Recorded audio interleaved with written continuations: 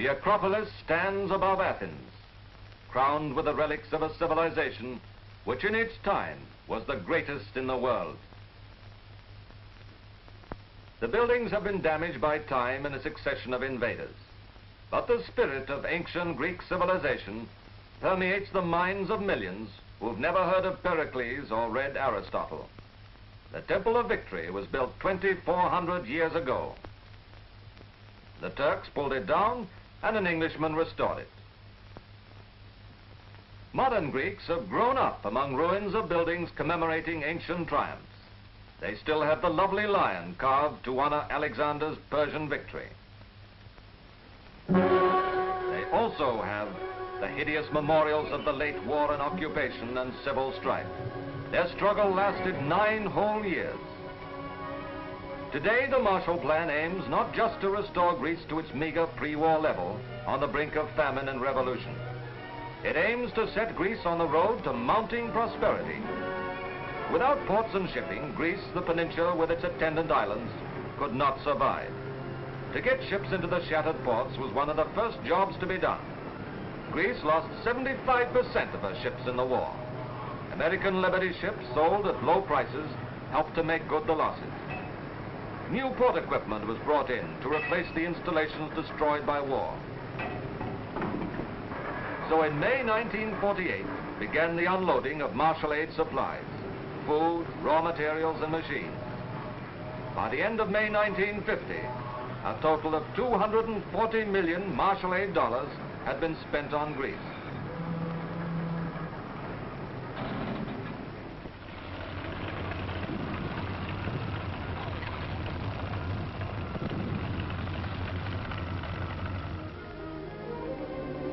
One of the greatest blows the Nazis struck Greek transport was the wrecking of the Corinthe Canal, which links the Aegean with the Ionian Sea through the Gulf of Corinth. Now, with the help of American engineers, the canal has been reopened. Over 1 million tons of earth and debris have been shifted, and the walls of stone repaired.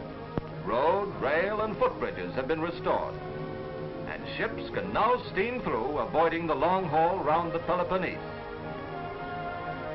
The retreating Germans tore up the railroad tracks and wrecked the locomotives.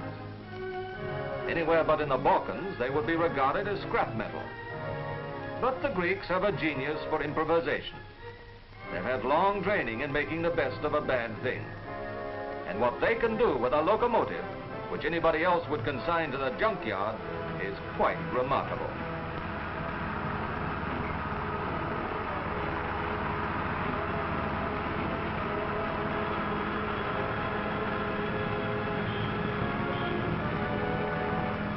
It's not enough to open up the ports. There must be transport to link them with the villages. There are more trains on the tracks now, and once a train starts, it will reach its destination without being held up, shot up, or blown up.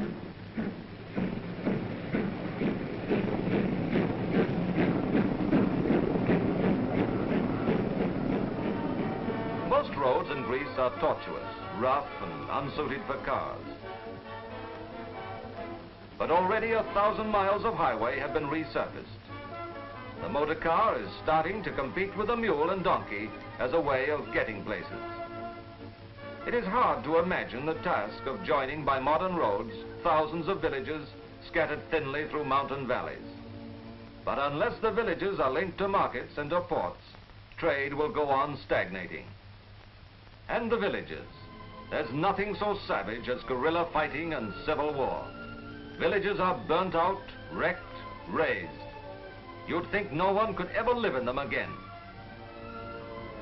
And yet, with that curious ability to make do, families go on living there. Chaos has become part of their climate, amid a landscape of ruins. This has happened over and over and over again. This very ability to hang on, to patch up the old, has made survival possible. But if nothing more were done, the same thing would go on happening. Misery flaring suddenly into revolt and savage reprisals. Even children going off to school have a grave, grown-up look about them.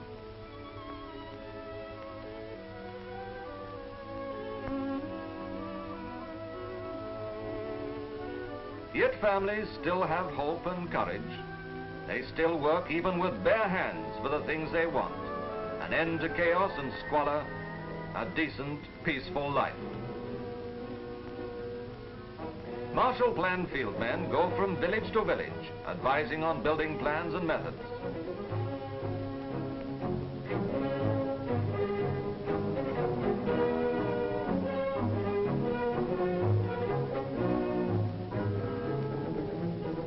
People in ruined villages who are prepared to rebuild their homes themselves are given materials free of charge.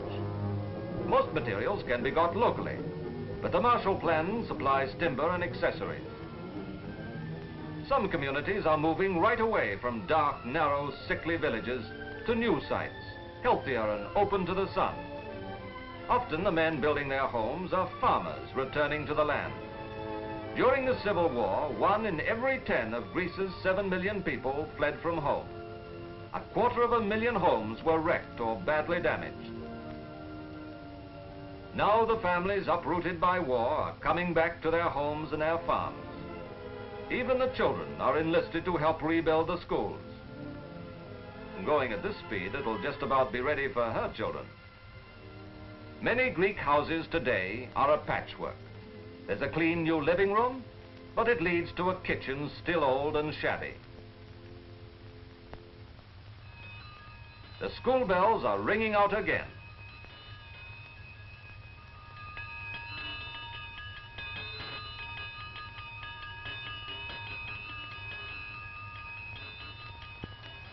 This school, long occupied by the Greek army, has again become a place for children.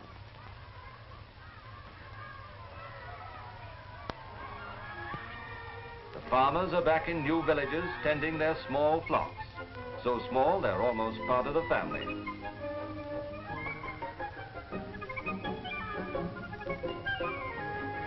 The Greek peasants are among the poorest in Europe. The civilization the Athenians brought to maturity in the 5th century BC has profoundly influenced the Western world. But the Greek peasants are very like their peasant forefathers. All European civilization has given them is the privilege of seeing their land become a battlefield several times each century. Their way of life may seem simple, pastoral, idyllic. But it is also tuberculous, malarial, and undernourished.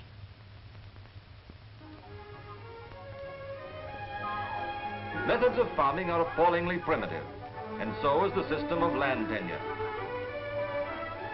The farm animals are badly bred and underfed. Modern techniques of feeding and breeding are only just beginning to be known. French stallions have been imported through the Marshall Plan to produce better strains of mules, the main Greek pack animals. Imported bulls will also help to build up livestock herds destroyed during the war. Today, thousands of U.S. Army mules are being harnessed to up-to-date plows, and agricultural crops are steadily increasing.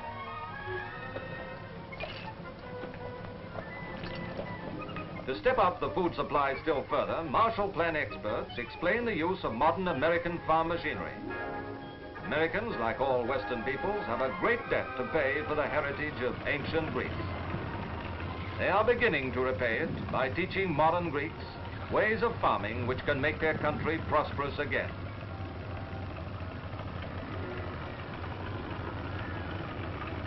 The fields and vineyards of Greece not only supply the Greeks, but produce wine, grapes, raisins, and currants for export. Most important for the farmers, Marshall Aid helps plan water control. Already, small dams are being built in the little valleys which furrow the country. A series of small dams can hold the water, prevent its flooding the plains, and then release it to the fields during the hot summer. To dig the irrigation ditches, an odd combination of labor is used. Manual labor is cheap, for the laborers work on native bread and wine. The mechanical ditch digger works on imported gas and oil, expensive items in Greece today. But the operator is getting valuable experience, and Greece is becoming machine conscious at last. Mechanical skills and technical training are essential if Greece is really to recover. Boys are learning from American technicians tricks of the trade which will mean new hope for this stricken country. Greece is coming up to date. Already the airport and airlines are as shiny and modern and efficient as any in the world. But no matter how hard they work, the Greeks will not have finished the job of reconstruction by 1952, when martial aid ends. But the Athens airport is a symbol of the future.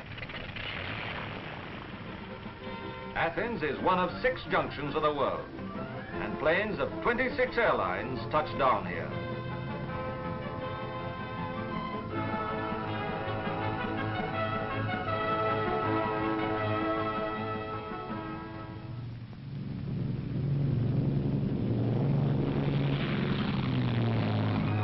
There soars the spirit of modern Greece. And coming down to earth, there lies the symbol of her ancient glory. The debt we owe her artists and philosophers will be repaid when our technicians have helped to make her poor earth rich again. Helping people to help each other, the Marshall Plan.